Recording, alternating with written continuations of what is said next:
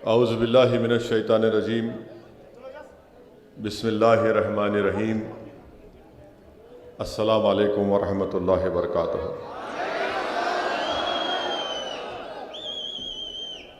बसवा कल्याण के मजलिस इत्तेहादुल मुस्लिमीन के सदर मोहतरम जनाब सैयद अख्तर साहब, ज़िले गुलबर्गा के मजलिस इत्तेहादुल मुस्लिमीन के सदर मोहतरम जनाब अब्दुल रहीम साहब, बसवा कल्याण के असम्बली के ज़मनी इंतखाबात के मजलिस इत्तेहादुल मुस्लिमीन के उम्मीदवार मोहतरम जनाब बाबा चौधरी साहब, शहनशीन बतशरीफ़ फरमा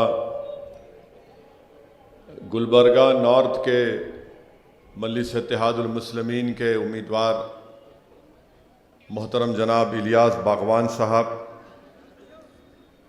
अमीरुद्दीन चौधरी साहब,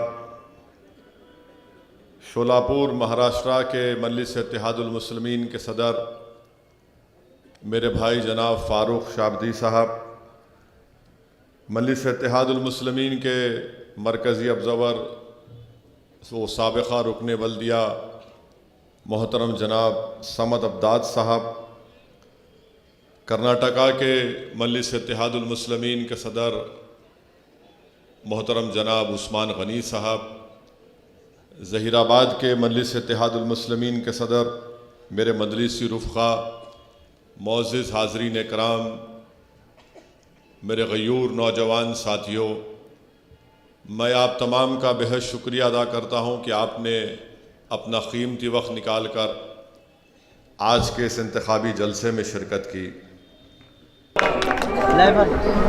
मैं हैदराबाद से आया नहीं तो तुम्हारी पार्टी से मल्लिकार्जुन खड़े हो गए, लक्ष्मण ये बात कर रहे, अर्जुन इनके खिलाफ खड़ा है ना? लक्ष्मण एक बात बोल रहे, अर्जुन एक बात बोल रहा है। कर्नाटका के चीफ मिनिस्टर का नाम क्या है? येदियुरप्पा। उनके खिलाफ उनका मिनिस्टर गवर्नर के पास जाके, क्या नाम है मिनिस्टर का? ईश्वरप्पा। येदियुरप्पा, ईश्वरप्पा जाकर गवर्नर को बोल रहे, इन्हों मेरे को कुछ नहीं दे रहे, इन्हों खुद अपने ऑफिस में बैठ के 650 करोड़ का सैंक्शन कर लिए। ये अज़ान हो गई।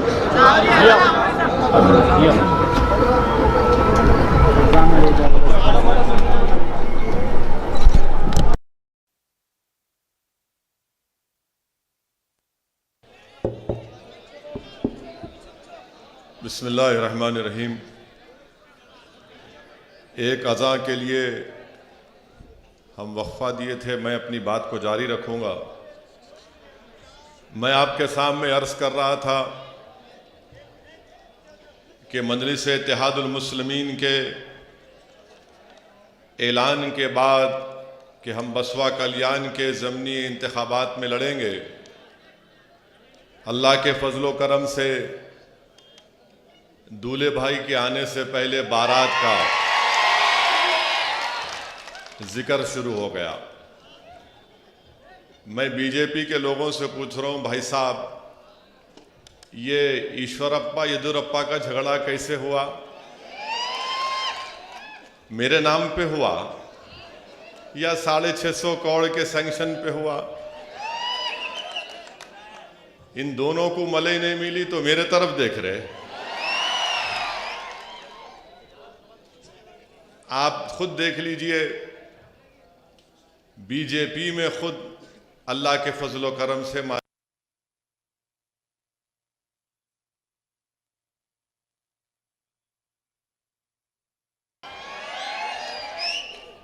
तो ये अच्छी बात है ना, ऐसा ही होना। क्योंकि इनके हम एक नमाज के लिए रुक गए तो मैं अपनी बात को जारी रखूंगा। तो ये हो गया। अब दूसरी बात, कांग्रेस के लोग गाली दिया कि अच्छा है भाई, ऐसा है ना, इंसान क्या फितरत जैसी रहती, उन्हें वैसी जबान से बात करता, जैसा दिमाग में रहा गाली तो गाली देता उन्हें। अब जैसा यूपी के चीफ मिनिस्टर, उन्होंने माइक सामने था तो लफ्ज़ सी बोल दिया उन्होंने, हम उर्दू में चीम से बोलते ना, वो उन्होंने सी बोल दिया, वो उनकी काबिलियत है। तो कांग्रेस के भी लोगों की जो काबिलियत रहती, दिमाग में जो भरा हुआ रहता ना गंदगी, उसको कुछ भी बोलो आप, वो जबान पे निकल जाती। अब मैं तो नहीं बोल सकता, मैं ट्विंकल ट्विंकल थोड़ा पढ़ा हुआ हूं, तो उन्होंने वो बात बोल दिए। मैं कांग्रेस के लोगों से पूछ रहा हूं, भाई साहब आप मेरे बारे में जिक्र कर रहे, बहुत अच्छा है, क्योंकि आपको पूरे भारत में एक ही मर्द नजर आता, कोई बात नहीं, मगर मेरे सवाल का जवाब दो आप। 2018 में असेंबली का इलेक्शन हुआ था ना, कांग्रेस के 13 एमएलए बीजेपी में कपड़े उतार के भाग गए। माने कांग्रेस के कपड़े उतारे, पूरे नहीं उतारे, 13 के 13 भागे ने भागे, 3-13 हो गए, हुए ना, मेरे से पूछ के गए थे, 13 के 13 भाग गए। अरे तुम्हारी दीवार कूद के येदियुरप्पा की तरफ भाग गए, उन्हें अच्छा है बोल के, मगर इनको येदियुरप्पा को कुछ नहीं बोल सकते, इन्होंने असदुद्दीन ओवैसी को आंखा दिखा रहे। अरे वहां आंख दिखा बाबा, वहां बोल कुछ नहीं, मैं तेरे को बोलता हूं, बोलो, तुम मजनू हो, मैं लैला हूं, वहां नहीं बोलेंगे, वहां बोले तो उनको डर क्या है कि उन्हें कुछ नहीं, अच्छा ठीक है, क्या है कि वहां कुछ बोले तो उन्हें कुछ फाइल खोलते शायद हमारी, तो हमारे को बोलो भाई साहब तुम्हारी इतनी फाइल मेरे कने है, तुम्हारा पूरा रिकॉर्ड मेरे पास है, अभी खाली स्टार्ट कर रहा हूं। 13 कांग्रेस के एमएलए जीत के बीजेपी में चले गए, अब इसके बारे में कोई बात नहीं करते। और फिर कांग्रेस पार्टी में भी 2 ग्रुप है, इन्हों आके बोल रहे कांग्रेस, इन्हों आके वोट डिवाइड कर रहे, इन्हों बी टीम है, फुला है, ये है। एक बात तो सच है, कांग्रेस में भी 2 ग्रुप है, एक डीके का, एक सिद्धारामैया का, है ही नहीं है, खुली बात है ना, एक डीके का ग्रुप का, एक सिद्धारामैया ग्रुप का। अब ये डीके के ग्रुप वाले, सिद्धारामैया ग्रुप वाले, ये दोनों की लड़ाई चल रही, ये भी अच्छा है, वेरी गुड, हमारे पीछे नहीं पड़ते, तुम लड़ते रहो, अल्लाह करे तुम्हारी और खलीज बढ़ते जाए, अल्लाह करे कि लक्ष्मण और अर्जुन में और दूरियां पैदा हो, अल्लाह करे कि येदियुरप्पा और ईश्वरप्पा में और दूरियां पैदा हो, अल्लाह करे कि दोनों खत्म हो जाए सियासी तौर पे। आप आमीन तो बोल सकते ना, बोलो, इसमें कोई तकलीफ नहीं है। तीनों के 3 भाग गए। अरे तुम्हारे को चीफ मिनिस्टर तुम बने, तुम्हारे को छोड़ के भाग गए, मेरे को पूछ के गए, या मैं उनको कल्याणी बिरयानी खिलाया था, वहां जाओ, गए नहीं गए, 3 गए नहीं गए, अब उसका जिम्मेदार कौन? अरे हर चीज का, अगर कुछ भी कल कल्याण, बसवा कल्याण में अगर मुर्गी बांग नहीं दी सुबह 4 बजे, नहीं शेरवानी गई होंगी यहां से, भैंस दूध नहीं दी, नहीं यहां से कुछ बोले होंगे, मंजलिस वाले गए होंगे, बाबा चौधरी गया होगा यहां से, यानी हद हो गई गुरूर तकब्बुर की कि हर चीज कुछ भी हो, नहीं इन्हों जिम्मेदार। भाई साहब वक्त है, गर्दन मोटी है, मालूम झुक नहीं सकती, अगर नहीं झुक सकती तो कम से कम बैठ के झांक लो गिरेबान में, कितने गलतियां आप कर रहे हैं। जेडीएस के 3 भाग गए, कांग्रेस के 13 भाग गए, और फिर इन्होंने मजलिस को बी टीम, मजलिस वोट काटने आए और फिर बोलते नहीं उनको पैसों से खरीद लिए। अरे भाई साहब, तुम बिकने तैयार हो तो मैं क्या करूं? और फिर बीजेपी ने तो माशाल्लाह लक्ष्मण गारू हैदराबाद से आ रहे डिवाइड कर रहे बसपा कल्याण को। सीडी देखे क्या? सीडी मालूम ना सीडी क्या है? थू देखना नहीं है, गंदगी है, आंख का गुनाह भी होता नहीं देखना, मगर सीडी है। लक्ष्मण गारू तुम देख के बोले होंगे।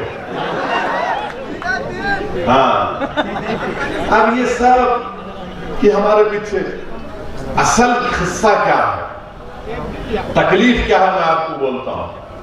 तकलीफ ये है कि मजलिस इत्तेहादुल मुस्लिमीन का इलेक्शन लड़ना इनके लिए बड़ा तकलीफ दे है। वो हरगिज ये नहीं चाहते कि बसपा कल्याण में गरीब और मजलूम आवाम की एक लीडरशिप बने। ये हरगिज बर्दाश्त नहीं कर सकते कांग्रेस, बीजेपी, जेडीएस वाले। इनको डर इस बात का हमेशा, ये मजलिस वाले जहां भी जाते लीडरशिप को बनाते, और हमारा काम भी यही है कि जमीन से लीडर बने, क्योंकि ना आसमान से कोई जमीन आने वाला है, ना कोई जमीन से निकलकर कोई लीडर आने वाला। लीडर आपके दरमियान में ही कोई बनेगा, और वो बनेगा इंशाअल्लाह ताला। बसपा कल्याण में आपकी क़यादत बनेगी इंशाअल्लाह ताला, और वो आपको बनाना है। मैं कोशिश करता रहूंगा, आपके सामने आकर लड़ता रहूंगा, मगर बनाना तो आपको है, और ये बनना जरूरी है, क्योंकि जब अहले गैरे हमारी जिंदगियों का फैसला करते आए हैं, अब अहले गैरे नहीं करेंगे। अब बसपा कल्याण से आपका बेटा, आपका भाई, आपका बाप, आपका दोस्त, आपका रिश्तेदार करेगा। ये इनको तकलीफ होती है कि ये क्या हुआ। इनका मामला यह है, कांग्रेस का, जेडीएस का, बीजेपी का, कि इनको कभी भी इनकी लीडरशिप बनने मत दो। इनको मोहताज बना के रखो हमारा, इनको मोहताज बना के रखो, इनको हमारा डर इनके दिलों में बिठा के रखो, इनको खौफ दिलाओ, इनको नाउम्मीद कर दो, इनमें कभी जुस्तजू करने की सकत पैदा ना हो सके, इनमें हरकत करने की कैफियत पैदा ना हो, यह इनकी कोशिश है। और मैं, अल्लाह मुझे जब तक जिंदा रखेगा, मैं इंशाअल्लाह ताला आपसे वादा कर रहा हूं कि कश्मीर से कन्याकुमारी तक असदुद्दीन ओवैसी और मेरे तमाम मजलिस रुफ़क़ा इस वतन अजीज में मजलूम अवाम की एक नई लीडरशिप को पैदा करेंगे। जब तक जिंदा रहेंगे क़यादत को बनाएंगे और बनाकर जाएंगे इंशाअल्लाह। आप ये देखो, हम बंगाल में इलेक्शन लड़ रहे हैं, 6 या 7 सीट पे लड़ रहे हैं आप, 7 सीट पे। इतनी तकलीफ, इतनी तकलीफ। ममता बनर्जी को तकलीफ, कांग्रेस को तकलीफ, वो लेफ्ट फ्रंट, वो लेफ्ट फ्रंट कांग्रेस का तो बंगाल में अपन ये दक्षिणी जमाने बोलते ना, उतरावा शहर है, इन्हें नहीं जिंदा होता। तो यहाँ तो माशाल्लाह अपना एक से एक लारी चलाने वाले, कॉन्ट्रैक्टर, ट्रेलर, बैटरी का चार्ज करने वाले सब पूरा इंजन खोल के रख देते हैं यहाँ पर। तो इस वास्ते तकरीर का आगाज भी इंजन को खोला था, खाली इंजन को खोला, अभी पूरा उतारा नहीं, खोला, बानर उठा के खाली दिखाया। मेरे को भी थोड़ा आता गाड़ी का काम, सियासी गाड़ी का काम। आप असल गाड़ी चलाने वाले हैं, और इंशाअल्लाह ताला मुझे यकीन है कि बसपा कल्याण में आप एक नई तारीख को रकम करेंगे इंशाअल्लाह। इसीलिए मजलिस इत्तेहादुल मुस्लिमीन ने नॉर्थ गुलबर्गा से इलियास बागवान साहब को हम ऐलान कर दिए। लोग बोले अरे भी इलेक्शन को 2 साल है, 1.5 साल है, ऐलान कर दिए कैसे जल्दी। मतलब शादी की तारीख निस्बत से दूल्हे को तय करते नहीं करते, बोले बात तो पक्की कर लो, रुखा बाद में छपाएंगे वलीमों का। तो हम भी इलियास बागवान से साहब को अपना कैंडिडेट डिक्लेयर कर दिए। और हमने ये इसलिए किया कि बहुत से लोगों में ये गलत फहमी है कि 5 साल पहले मजलिस इत्तेहादुल मुस्लिमीन जब इलेक्शन नहीं लड़ी तो लोग ये बोल रहे हैं नहीं नहीं अब के बार भी मजलिस वाले नहीं लड़ते इलेक्शन, 5 साल पहले भी नहीं लड़े थे। तो मैं आपको बताने आया हूं कि आने वाले ये इलेक्शन में तो हमारे कैंडिडेट हैं, बाबा चौधरी हैं। असेंबली के इलेक्शन जब आएंगे इंशाअल्लाह ताला हम ना सिर्फ गुलबर्गा बल्कि बिदर, हुमनाबाद, बीजापुर, वो जगह है कर्नाटका में हम कैंडिडेट खड़ा करेंगे। हम बात कर रहे हमारे गुलबर्गा के सदर का नाम अब्दुल रहीम है, उनको और एक नाम है उनका नहीं मालूम शायद, क्या नाम है? मिर्ची से। तो मिर्ची को लगा दिया उनके पीछे। तो ये लड़ना है इलेक्शन लड़ने के लिए पूरी मजलिस तैयारी कर रही है। उस्मान गनी अभी तकरीर सुने आप, कन्नड़ा जबान में ऐसा पानी कैसा बोलते हो, तड़ातड़ तड़ातड़ तड़ातड़। उस्मान गनी साहब अभी मेरे को बोल रहे थे साहब हुबली को जाना है, हुबली के मुफ्ती साहब, हुबली के काजी साहब आए थे हैदराबाद, बोले आप आइए। अब मेरी कोशिश है कि इंशाअल्लाह ताला कि वहां जाऊं। मैं वादा किया था कि रमजान से पहले आऊंगा, मगर यहाँ का ज़िमनी इंतखाबात आ गए, बंगाल के इलेक्शन में भी जाना है। इंशाअल्लाह ताला मजलिस इत्तेहादुल मुस्लिमीन 13 तारीख से हाँ कोशिश करेंगे उस्मान गनी साहब। तो ये मजलिस इत्तेहादुल मुस्लिमीन का कर्नाटका के ताल्लुक से प्रोग्राम। बिदर में बल्दिया के इलेक्शन हो रहे, हम भी लड़ रहे, वहां लड़ेंगे। लड़ने से क्या तकलीफ है? और इंशाअल्लाह ताला बिदर में सबसे ज्यादा कॉर्पोरेटर मजलिस के जीत के आएंगे इंशाअल्लाह, इसलिए कि माशाअल्लाह से वहां पे कांग्रेस है, उन्हें भी हमारा मजनू है। एक मासूम औरत को ले जाकर सेडेशन का चार्ज लगा के जेल में डाल दिए। ये कांग्रेस वालों को तौफीक नहीं हुई जेल में जाके उससे मिलने की। मेरे को वहां बिदर से वहां के एक ज़ईफ कोई बुजुर्ग फोन करके बोले सऊदी ओवैसी साहब क्या आप लोग इतने कमजोर हो गए कि हमारी बहन को जेल में डाल दिया गया और कोई हिम्मत नहीं है कम से कम आके जेल में मिलने की। मुझे बड़ी तकलीफ हुई और मुझे उनकी बात सही भी लगी। बाज़ वक्त सच बोलने से इंसान की अना को तकलीफ होती है, मगर उस इंसान को मालूम होता है कि सच्चाई है। मैं दिल्ली से सुबह फ्लाइट लेके आया और सीधा बिदर के जेल को गया और जाकर हमारी उस बहन से और उनसे मुलाकात किया। तो ये इनको ये सब चीजें इनको पसंद नहीं आती, इनको यही तकलीफ है। अब कांग्रेस वालों का एक और मसला है, उनके बहुत बड़े लीडर है, उनका नाम नहीं ले सकता मैं, उन्होंने हार गए अमेठी में हार के उन्होंने वायनाड केरला में लड़े। अब कर्नाटका का केरला का इलेक्शन हो रहा, इलेक्शन में वो क्या करे, समंदर में कूद के तीर रहे। क्या बात है, आप बताइए अगर मैं यहाँ पर बसवा कल्याण आके बोलूंगा चौधरी साहब यहाँ की बड़ी मौली कहाँ है, वाला गाइड मार के निकलता हूँ, बताओ। चौधरी साहब बोलते हैं इन्हें क्या मीरपुर माने को आया। ये हाल है इनका, ये हाल है, इन पे क्या भरोसा कर सकते। कांग्रेस पार्टी को अगर आप वोट देंगे तो याद रखिए वो फिर कपड़े उतार के येदुरप्पा का भाग जाने वाले हैं। मैं लिख के दे रहा हूं आपको, 13 तो भाग गए और येदियुरप्पा ऐसा बैठे हुए, आजा मैं तेरे को बनाता हूं। क्या बना तो नहीं मानो, कितों को बनाते नहीं मानो। तो ये कांग्रेस पार्टी का ये हाल हो चुका है। अब जेडीएस का मामला ऐसा है कि उन्होंने बेचारे एक के बाद उनकी विकटा गिरते जा रहे हैं, नहीं होने वाला। इसीलिए मेरी आपसे गुजारिश है कि 17 अप्रैल के दिन आप मुत्तहदा तौर पर बेखौफ होकर आप मजलिस इत्तेहादुल मुस्लिमीन के उम्मीदवार के हक में वोट दीजिए। बसवा कल्याण के बहुत से मसाइल हैं। बसवा कल्याण के ट्रेन है नहीं है ट्रेन की आवाज सुनते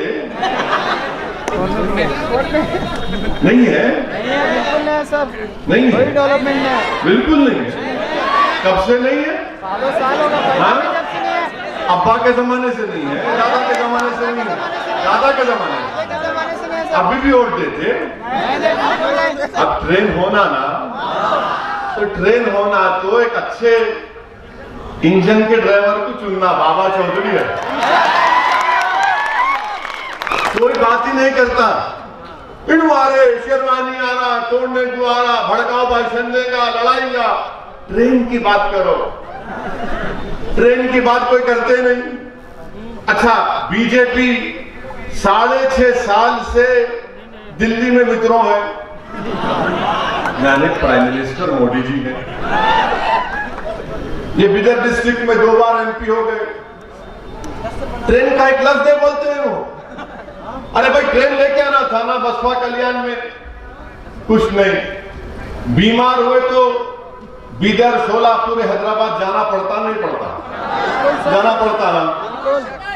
बीमार हुए तो बीदर जाना, या सोलापुर जाना, या हैदराबाद जाना, फिर भी वोट देते। ये अस्पताल होना, बाबा चौधरी एक छोटा दवाखाना तो खोल दिए कम से कम। अब एमएलए बन गए तो लड़के इंशाअल्लाह ताला बड़ा गवर्नमेंट का हॉस्पिटल यहाँ पे खुला सकते। तीसरी बात, आपको यहाँ पे हमारे फर्स्ट ग्रेड कॉलेज के स्टूडेंट्स हैं, बस है जाने की, बच्चों को पढ़ाने के लिए बस तो होना ना, गरीब आदमी को बस तो होना ना। ये बात ही नहीं करेंगे, कोई बात नहीं करेगा, खाली इन्हों लैला के बारे में बात करते। तो मेरी लैला आई देखो। अरे मेरे प्यारो, मेरी मोहब्बत में तुम मर जाओगे इंशाल्लाह, मुझे मालूम, मगर बसवा कल्याण के लोगों को तकलीफ दे रहे। आप कम से कम बस तो डालते ताकि ये फर्स्ट ग्रेड के हमारे बच्चे बच्चियां स्कूल को, कॉलेज को जा सके। अच्छा, यहाँ पर पीने के पानी का भी इंतजाम नहीं, खाली थोड़े घरों को आता पीने का पानी। ये आपके बुनियादी मसाइल है। फिर इससे हट के आप देखो, आपके पास माशाल्लाह से 150 किस्म की जड़ी बूटी है, 150 किस्म की जड़ी बूटी है पूरे बसवा कल्याण में। अगर सही रिसर्च करे तो यूनानी आयुर्वेदिक को फायदा होता। अच्छा, कुछ नहीं कहीं करे, वो बाबा को जाना था जो सांस करा के सिखाते, ये नाक से लेके इससे छोड़ो, उससे खींच के इधर छोड़ो, उसको तो ही बुलाना था। 150 जड़ी बूटियां हैं, तो 150 जड़ी बूटियों को इस्तेमाल करने के लिए आपको एक जड़ी बूटी को वोट देना, उसका नाम मजलिस इत्तेहादुल मुस्लिमीन। कुछ नहीं करते। अच्छा, फिर यहाँ पे अब हमारे हडापाट बरादरी के भाई, कम्युनिटी के लोग है ना, हदापात तो हमारे भाई है, जात के लोग है, कम्युनिटी के लोग, हड़पट, माफ करना जरा तलफ्फुज में गलती हो गई। तो उनके बारे में प्रभु चौहान कहते मिनिस्टर है, होने की होंगे मिनिस्टर, मेरे को क्या करने का। प्रभु चौहान साहब ये बोले, अगर कोई हड़पट बिरादरी का कोई जीत गया तो क्या उन्हें असेंबली में जाके किसी का शेव करेंगे, दाढ़ी बनाएंगे? ये बोले नहीं बोले? बोले। ये भड़काऊ भाषण नहीं है। बिल्कुल बोले सर। खाली हमारे चेहरे को देखते हैं कि चेहरे पे दाढ़ी, सर पे टोपी, भड़काऊ भाषण, आतंकवादी, जिहादी, एंटी नेशनल। इन्हों बोले सो इनके मुंह से फूल गिर रहे, मोतिया गिर रहे, मोगरा गिर रहा। मैं हमारे हड़प्पड़ बरादरी के लोगों से अपील कर रहा हूं कि आप मुत्तहदा तौर पर 17 अप्रैल के दिन बाबा चौधरी के हक में अपने वोट का इस्तेमाल करिए। हम आपसे वादा कर रहे हैं कि इंशाअल्लाह ताला हम पूरा आपके साथ कंधे से कंधा मिलाकर आपकी मसाइल के लिए, आपके इंसाफ के लिए लड़ेंगे इंशाअल्लाह ताला। फिर हमारे मराठा बरादरी के लोग भी इस असेंबली हल्के में बसपा कल्याण में रहते हैं। बरसों से हमारे मराठा भाई बोल रहे हैं कि हमको रिजर्वेशन दो, मगर येदुरप्पा ईश्वरप्पा खाली मलई पे लड़ रहे। 650 करोड़ मेरे को कर दिया है, मेरा काम पहचान लिया। वो लड़ते थे घर में, तो भाया एक भाई लेकर कुछ भाग जाता तो दूसरा भाई जाके रोता, अम्मी क्या मामला, मेरा खिलौना लेके भाग गया। इनका हाल यही है। हमारे मराठा भाइयों को रिजर्वेशन दीजिए, हक बनता उनका। वो सोशली, एजुकेशनली यहां पर बैकवर्ड है, उनको मिलना चाहिए। इसके ऊपर कोई बात नहीं करते आप। और फिर जो कांग्रेस की तरफ से ये वादा किया गया था कि टीपू सुल्तान के नाम से एक सर्कल बनाया जाएगा बसपा कल्याण में, बंगला में, वो भी भूल गए। आप क्यों नहीं बनाते भाई? हम आपसे वादा कर रहे हैं कि इंशाअल्लाह ताला आप बसपा कल्याण से, आप यहां से हमारे कैंडिडेट को कामयाब करिए। हम ना सिर्फ टीपू सुल्तान सर्कल के नाम से चीज बनाएंगे, बल्कि झांसी की रानी का भी नाम रखेंगे इंशाअल्लाह। ये भी नहीं करते। अच्छा, ऊपर से लक्ष्मण बोल दिए। मैं आ रहा हूं और यहां पर डिवाइड करने की बात करूंगा। मैं लक्ष्मण साहब की पार्टी से पूछना चाह रहा हूं, आपने पूरे कर्नाटका में कैटिल बैन क्यों लगाया? आपने भैंस के काटने पर भी पाबंदी क्यों लगाई? आप कौन होते? मैं घर में क्या खाता हूं, क्या पहनता हूं? आपको कोई अख्तियार नहीं है कि आप मेरे घर में झांके या मुझसे कहे कि आप ये खाओ, ये मत खाओ, ये कपड़े पहनो, ये बोलो, ये मत बोलो। इसलिए कि सुप्रीम कोर्ट का जजमेंट है राइट टू प्राइवेसी का, और सुप्रीम कोर्ट ने कह दिया कि प्राइवेसी भारत के शहरियों के लिए उनका एक बुनियादी हक है। और प्राइवेसी का मतलब यह है कि मैं कुछ भी कर सकता हूं, बशर्ते कि मैं कानून ना तोड़ूं। मैं अपने घर में कुछ भी कर लूंगा। आप कौन होते? और इनके इस फैसले से पूरे कर्नाटका में 50 लाख लोग बेरोजगार हो चुके हैं। 50 लाख लोग, जिसमें हमारे कुरैश बरादरी की एक बहुत बड़ी तादाद है। वो तो उनका ऑक्यूपेशन है। सब बरसों से 100 साल 200 साल से वही काम कर रहे हैं। आप पूरा उनको रोड पे ला दिए, पूरा का पूरा उनको बर्बाद कर दिए। और फिर इसका सबसे बड़ा नुकसान किसान को हो रहा है। वो किसान जो जानवर खरीदता है और एक वक्त के बाद वो जानवर उसको बेचना पड़ता नया जानवर खरीदने के लिए, आप वो जानवर भी नहीं खरीदते किसान से। आप कुरैश बिरादरी को बर्बाद कर दिए। अब बताइए फिर गरीब कहां जाएगा, क्या खाएगा? और बीफ का जो गोश्त होता है, मैं किसी को दिलाजारी के लिए नहीं कह रहा हूं, मेरा हरगिज मतलब ये नहीं। बीफ का जो गोश्त होता है वही तो गरीब खा सकता है ना। अगर आप बोलेंगे नहीं तू दाल खा, अरे भाई दाल महंगी है। भारत का जो गरीब है, चाहे वो मुसलमान हो, दलित हो, आदिवासी हो, हमारे हिंदू भाइयों भी गरीब है, वो क्या खाएंगे फिर?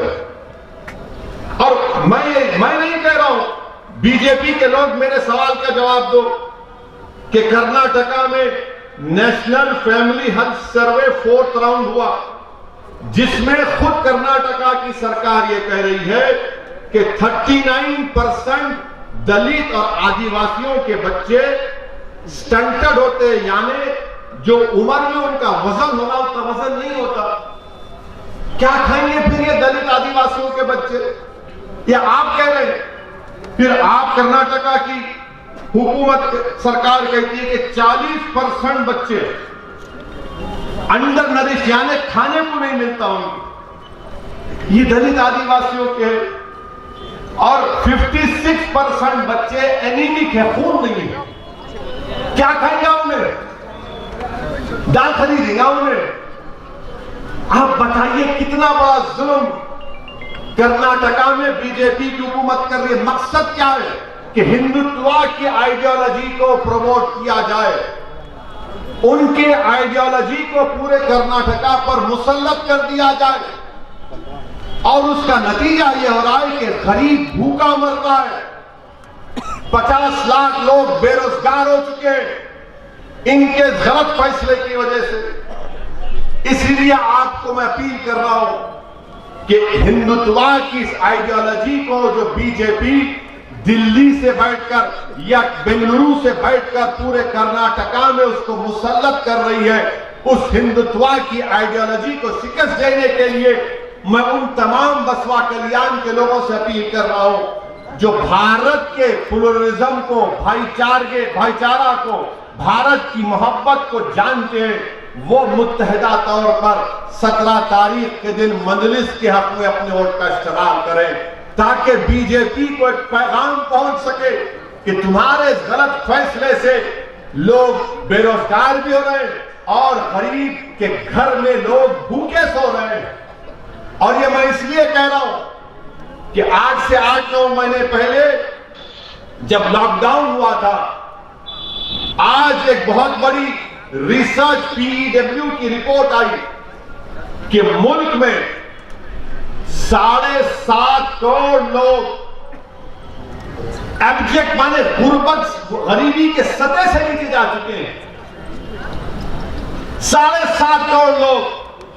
जब लॉकडाउन लगा, ये पूरे ट्रांसपोर्ट का कारोबार करने वाले भूखे मर गए। ना ड्राइवर है चलता, ना गाड़ी चलती, ना मैकेनिक, कुछ नहीं। ना मरकजी हुकूमत, ना रियासत हुकूमत मदद के लिए आई। आज पैसा नहीं है लोगों के पास, मगर बीजेपी क्या बोल रही? लव जिहाद। अरे कैसे दीवाने हैं ये लोग कि बेंगलुरु में एक हमारी हिंदू बेटी और एक मुसलमान हमारा बेटा बेंगलुरु से बस में बैठ के जा रहे, तो गाड़ी से उतार कर उन दोनों बच्चों को बजरंग दल के लोग 4 लोग खूब मारे पीटे और चाकू लेके उस मुस्लिम बच्चे के पेट में 6 मरतबा मारे। क्यों तुम इसके साथ मारे? अरे मेरे भाई, वो बालिग है, वो बालिग है, छोटे पापा नहीं है वो लोग। आप कौन होते हैं उनको रोक के पूछने वाले? आपको इख्तियार किसने दिया? किसने आपको इतनी हिम्मत दी कि आप सरेआम बस को रोक कर, बस से उतार कर बच्चे को पीटते हैं कि तू इसको लेके जा रहा हो? बच्ची बोल रही है, अरे भाई मैं इसको, मेरे साथ जा रहे, कुछ भी नहीं है, नहीं तू ये कर रहा, और चाकू मार दी। ये मैं नहीं कह रहा हूं, बेंगलुरु के पुलिस कमिश्नर ने कहा कि बजरंग दल के लोग थे। अब इस पे बोलो लक्ष्मण, नहीं बोलेंगे लक्ष्मण, तुम सन्नाटा तारी हो जाता। और फिर वही बेंगलुरु में एक और वाकया हुआ। रहमान और मुस्तफा एमटी गाड़ी में जा रहे, रहमान और मुस्तफा खाली गाड़ी, ये संघ परिवार के गुंडे रोक के रहमान मुस्तफा को इतना मारे कि सर पे दोनों के 15-16 टाके जिस्म छन्नी कर दिए मार के। क्यों मारे? नहीं तुम काऊ के स्मगलर है। अरे गाड़ी खाली है रे, कुछ भी नहीं है उसमें, तो आंख का अंधा है मालूम, दिमाग का पागल भी है, मगर देख तो सही गाड़ी में कुछ है, और अगर है भी गाड़ी में तो तू कौन होता रोकने वाला? तू पुलिस का कमिश्नर है, तेरे बाप की हुकूमत है, कानून तेरे बाप का है या संविधान के चलेगा कर्नाटका?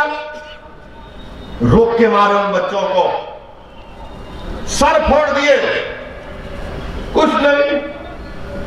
ना येदियुरप्पा बोलते, ना ईश्वरप्पा बोलते, ना लक्ष्मण बोलते, ना मोदी बोलते, ना अमित शाह बोलते, ना डीके बोलते, ना सिद्धरामैया बोलते, सब बैठ के तमाशा देखे।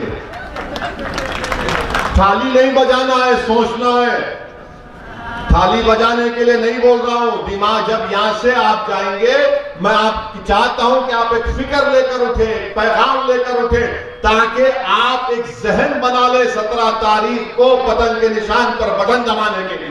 वो पैगाम मैं आपको देना चाह रहा हूं मेरे अजीज दोस्तों और बुजुर्गों। और फिर कर्नाटका में अल्लाह के रसूल सल्लल्लाहु अलैहि वसल्लम की शान में गुस्ताखी हुई। बेंगलुरु में धरना हुआ, गड़बड़ हुई, तशद्दुद हुआ, बच्चों को पकड़ा गया। उन पे क्या कानून लगा दिए? Unlawful activities prevention act. Unlawful activities prevention act. ये कानून में इस बात की गुंजाइश है कि 180 दिन तक आप एक शख्स को या जो भी पकड़ेंगे उनको जेल में रख सकते हैं, डिटेंशन में। कितने दिन? 180 दिन। 180 दिन में तो कितने हो गए प्यारे? कितने महीने हो गए? कितने? 6 महीने 180 डेज रख सकते हैं। यह कानून कौन बनाए मालूम आपको? कौन बना कानून मालूम आपको? कांग्रेस पार्टी।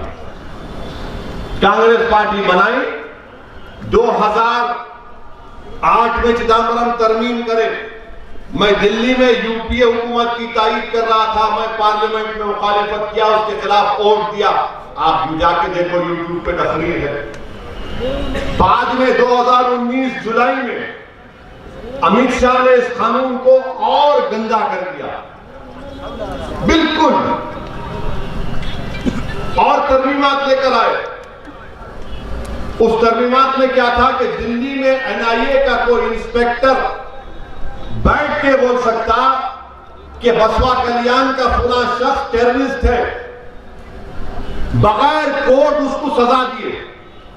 कोर्ट किसी को सजा दिए तो बोल सकते हो भाई कोर्ट सजा दी, मुजरिम है। कुछ नहीं, दिल्ली में एनआईए का इंस्पेक्टर बैठ के एक बोल देगा फरमान कि फुला जैद बकर टेररिस्ट है बसवा कल्याण का। और अच्छा, दूसरा क्या किया कानून में? अगर कोई मैं CAA के खिलाफ एहतजाज करूंगा या 370 निकाले उसके खिलाफ एहतजाज करूंगा तो लगा दो इनके ऊपर। ये जब कानून पार्लियामेंट में पास हो रहा था, मजलिस इत्तेहादुल मुस्लिमीन की तरफ से मैं और हमारे साथी इम्तियाज जलील साहब इसकी मुखालिफत करे, इसके खिलाफ वोट दिए। और मैंने अपनी पार्लियामेंट की तकरीर में पूरे कांग्रेस के बैठे थे 55 MP शायद उनकी, मैंने कहा कि ये तुम लोगों की गलती है, तुमने ये कानून बना और आज तुम यहां पर मोदी अमित शाह की तारीफ कर रहे हो। मैंने पार्लियामेंट में कहा कि अल्लाह ने चाहा तो इंशाअल्लाह ताला तुम्हारे बड़े बड़े लीडर 1-1 साल, 2-2 साल, 4-4 साल जेल में जब सड़ के आएंगे, तुमको गरीबों की तकलीफ मालूम होगी। तो पूरे कांग्रेस वाले खड़े हो गए, तो ऐसा बोले हमारे को, क्यों बोले हमको? बोला क्यों, तुम क्या दूध के धुले रहे, तुमको नहीं बोल सकते। वही कानून पार्लियामेंट में कांग्रेस अमित शाह की तायीद करी। पार्लियामेंट में कांग्रेस पार्टी अमित शाह के इस कानून को जो गंदा बना दिया गया, स्ट्रिंजेंट बना दिया गया, जो अंग्रेजी का लफ्ज है, उसकी कांग्रेस तायीद करी। आज वही कानून की बुनियाद पर बेंगलुरु के बच्चे जेल में सड़ रहे हैं। मैं तशद्दुद की तायीद नहीं कर रहा हूं, मगर UAPA लगा दिया, कांग्रेस पार्टी सपोर्ट की, तो मालूम हुआ कि दिल्ली में दोनों राम और श्याम की जोड़ी है। और बसवा कल्याण में आते ही शेरवानी बोलते, उन्हें बोलता ये बोलता बीटी। आप क्यों सपोर्ट किए बताओ ना? राज्यसभा में आपने क्यों तारीफ की? वही यूएपीए का कानून, इतना गंदा कानून है, बेल भी नहीं मिलती उसमें। यानी बेल अगर मिलना है तो कोर्ट को, मैं अगर वकील हूं तो कोर्ट को बताना पड़ता है कि आप, अगर ये बच्चा मुजरिम है, केस होगा उस पर, तो कोर्ट को मुतमईन करना पड़ता है कि इसके ऊपर कोई केस नहीं लग सकता। बेल में नहीं होता ये, मगर ये कानून बना दिए। कौन बनाए? राहुल गांधी और अमित शाह मिलकर बनाए। और गाली हम क्यों देते? हम इसकी मुखालिफत किए। ये कांग्रेस पार्टी का असूल है मेरे भाई। ये बीजेपी का असली चेहरा आपके सामने है। इसीलिए मेरी आपसे अपील है कि आपको बसवा कल्याण में इंशाअल्लाह ताला, बल्कि पूरे कर्नाटका में आपको अपनी एक क़यादत को बनाना है। मैं यहां पर अपनी मकबूलियत में इजाफा करने को नहीं आया हूं। मैं यहां पर अपनी जात के लिए नहीं आया हूं। अल्लाह मेरी नीयत को जानने वाला है। मैं आपसे अपील करने आया हूं कि आप अपने वोटों से अपनी पार्टी को, अपनी क़यादत को बनाइए और ऐसा काम करिए कि जब हम इस दुनिया से जाएंगे, और हक है, हम सबको जाना है इस दुनिया से, कोई नहीं रहने वाला है यहां पर, सबको जाने का है, सबका दी एंड होगा, सब जाएंगे इंशाअल्लाह ताला। असदुद्दीन ओवैसी भी जाएगा, मैं भी जमीन की ग़िज़ा बनूंगा, मेरे जिस्म के हड्डियां इस जमीन की मिट्टी में गल जाएंगे, मगर मेरी नीयत यह है कि जब कभी भी अल्लाह मेरी जिंदगी मुझसे छीन ले, अल्लाह का हक है, वो अल्लाह ही करने वाला, मगर मेरा मकसद एक ही है, हम मेरे तमाम मजलिसी रुफ़क़ा का मकसद एक ही है कि हम चले भी जाएंगे तो आपके पास आपके लिए लड़ने वाला हो, आपकी क़यादत हो, आपकी आवाज, आपकी तमन्नाओं, आपकी तकालीफ को कोई बयान करने वाला हो, कोई नौजवानों के हिम्मतों को टूटने ना दे, कोई नौजवानों के आंखों से बहते आंसू को रोक कर कहे कि रोने का टाइम नहीं है, रुलाने का टाइम है। कोई हमारी मां और बहनों को हिम्मत दिलाए कि डरो मत, हिम्मत से काम करो। हमारे बच्चियों को कोई दिलासा दिलाए कि बढ़ो मेरे बच्चियों, इस मुल्क में, इस माशरे में जहेज की लानत की परवाह मत करो, मगर तुम तालीम याफ्ता बन जाओ, ताकि हमारी बच्चियां जब तालीम याफ्ता हो जाएंगी तो ताकतवर हो जाएंगी। ये काम हम करना चाहते हैं। ये मजलिस इत्तेहादुल मुस्लिमीन का पैगाम है, ये हमारे ख्वाब है मेरे भाई। और मैं आपसे अपील कर रहा हूं कि तुम भी ख्वाब देखना शुरू करो, तुम भी ख्वाब देखना शुरू करो। ये ख्वाबों को पूरा करने का वक्त है।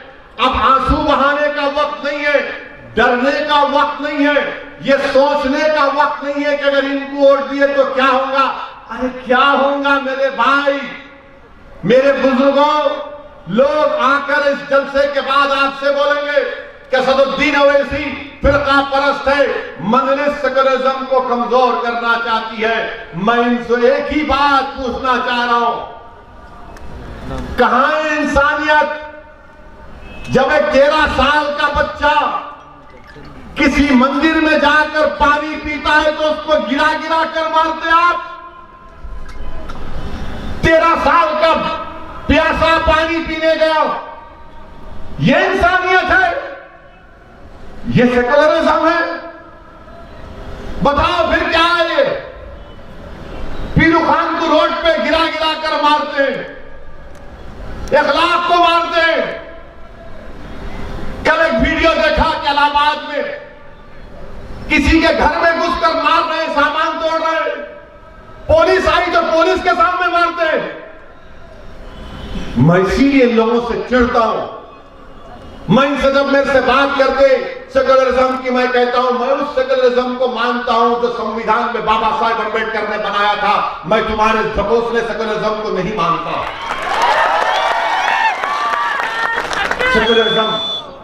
सेकुलरिज्म के नाम पे आके डराएंगे, डरा के वोट हासिल करेंगे, डराकर हमको वोट मत देंगे। नहीं नहीं, अगर आप नहीं दिए तो उन्होंने आ जाते। अरे तुमको दिए थे ना, तुम्हारे 13 भाग गए उसके पास, तुमको ही दिए थे ना, तुम्हारे 13 के 13 भाग गए मोदी के पास चाय पीने। हम तो बोल रहे थे मत भागो, तुमको कल्याणी बिरयानी खिलाएंगे, मगर तुम चाय के ऊपर भाग गए। क्या बोल सकते। इसीलिए मेरे अजीज दोस्तों और बुजुर्गों, मेरी आपसे नमन गुजारिश है कि हमको अपने सिलेक्शन में जमहूरी तरीके से, अददी तरीके से, मुत्तहिदा तौर पर हमको अपने सियासी शऊर को बताना। और याद रखिए, ये पहला इलेक्शन हम लड़ रहे हैं, ये आखिरी नहीं होगा।